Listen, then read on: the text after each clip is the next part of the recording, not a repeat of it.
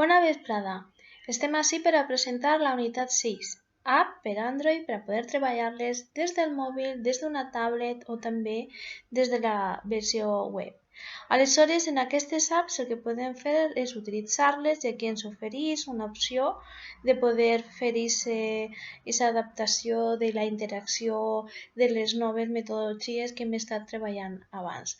Algunes de les seleccionades ja les coneixeu, com pot ser el Kahoot, però també anem a analitzar Socrative, Padlet, que és un mur, i la veritat que en aquesta em fareu el repte de la unitat, i així altres possibilitats que també anem a desenvolupar-les posteriorment en la unitat 7. Socrative, què és? Doncs és una aplicació que podeu tindre als vostres mòbils com a professors, i també els vostres alumnes al seu telèfon. Aleshores, si podeu utilitzar-lo a classe, en podríem fer. Però també en podríem fer-ho a través de l'ordinador. Aleshores, cal dir que és totalment gratuïta i diguem-ne que és sobretot per a fer qüestionaris o tests. Aleshores, així tingueu tota una descripció des del perfil de docent, teacher, perquè sí que està en anglès, i com podeu loguear-vos. O bé, deixeu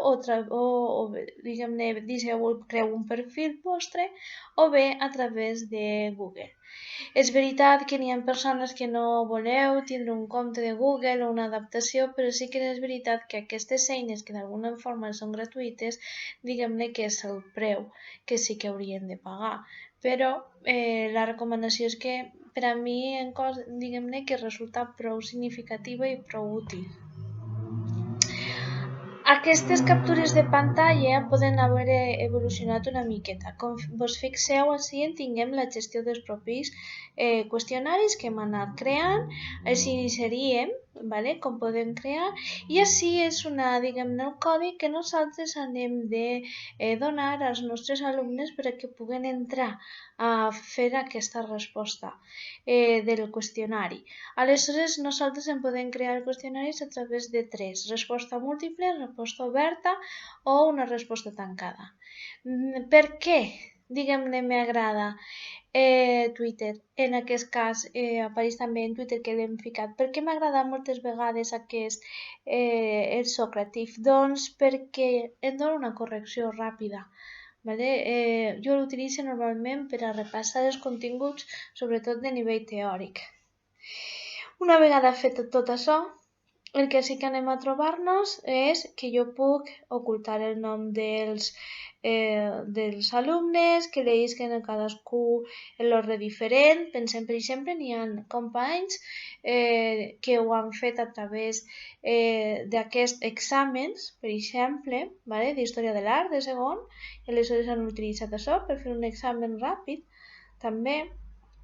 I després, sobretot, com vos deia, és a dir, jo puc tindre diguem-ne una avaluació de tot el grup, una avaluació de cada estudiant també una avaluació de cada pregunta. Ho puc enviar per correu, descarregar-lo o bé també descarregar-lo en un Excel per si vull treballar. Aleshores, evidentment, això sí que em dona una agilitat en aquesta forma, que evidentment són preguntes per a repassar o qüestionaris en alguna qüestió molt concreta. Així, per exemple, en trobaríem, tingueu un vídeo tutorial també per a poder que conegueu en aquest cas. Kahoot. Molts de vosaltres heu utilitzat. Kahoot, que és molt divertit, està molt relacionat amb la qüestió de la gamificació. Aleshores, evidentment, per a xiquets més menuts, el tema de treballar amb formes i colors és molt àgil. Així en tingueu també com ho podeu treballar. Evidentment, és molt visual per a poder, d'alguna forma, mireu, per exemple, i aleshores, evidentment, l'alumne l'única cosa que ha de fer és anar a contestar, o bé siguin colors, o bé siguin formes, per utilitzar en altres llengües, evidentment. Jo puc seleccionar, per exemple, el temps que vull que dure, si tinc una música o no, després si és el rànquing o no a la classe, és a dir, és molt, molt vinculat al que entenem com la gamificació. Allà en tinguem també un videotutorial per si voleu fer. I aquesta és la que anem a utilitzar, que és un mur. Vale? En aquest mur és com si tinguéssim el mur de classe i aleshores cada alumne pot d'alguna forma editar una nota i en aquesta nota evidentment podem escriure, podem ficar una foto, podem fins i tot incorporar un link o un vídeo. Aleshores, si tingueu les diferents de com usar també, evidentment, en Padlet està vinculat sobretot amb el tema de, diguem-ne, de com crear i com fer. Jo també ho fer servir i aleshores així en tingueu també una altra que és Quizlet, ¿vale? Que és per a crear targetes per a consolidar continguts, d'acord? Diguem-ne que en aquest cas per la classe dels idiomes ens seria molt, diguem-ne, útil. També de continguts en altres matèries, ¿vale? És a dir, les eines a la fi tenen les opcions per a poder crear aquesta mena de continguts. En podem crear nosaltres o en podem crear ells. I això també depèn de quins nivells educatius estem treballant. Aleshores, així en tinguem un vídeo que per a aquest tutorial. Així en tinguem la segona part. Hi ha altres que en poden servir, és a dir, si volem i ens agrada moltíssim això del PowerPoint com estem utilitzant, després ho mirarem, doncs està a prop. És un PowerPoint que també pot inserir qüestionaris, com mirarem de l'Office Mix. Així Sway, que ho treballem en la pròxima, és un nou editor de continguts. És una combinació entre Picaret, per exemple, incorporant vídeos i diguem-ne com Prezi i PowerPoint. És totalment gratuït. L'única cosa que hem de fer és tindre un compte de Hotmail o vinculat a Microsoft, però és gratuït. I si ens interessa i som capaços i en volem anar molt més enllà, podem agafar MobiCube. MobiCube és un gestor que ens ajudarà a crear la nostra pròpia app. ¿Vale? És a dir, d'alguna forma, per exemple, en volem fer un diari de classe, un repàs de contingut, el que sí que és de contingut. ¿Vale? És a dir, almenys fins a l'any passat no se podien fer aquesta interacció de ficar preguntes i respostes.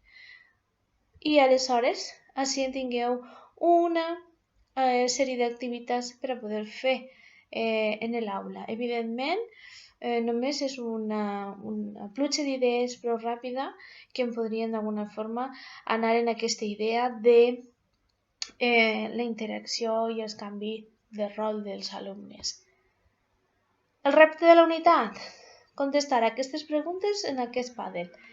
Única i exclusivament. Mirareu i llegireu en el Padlet que tingueu fins al 20 de juny.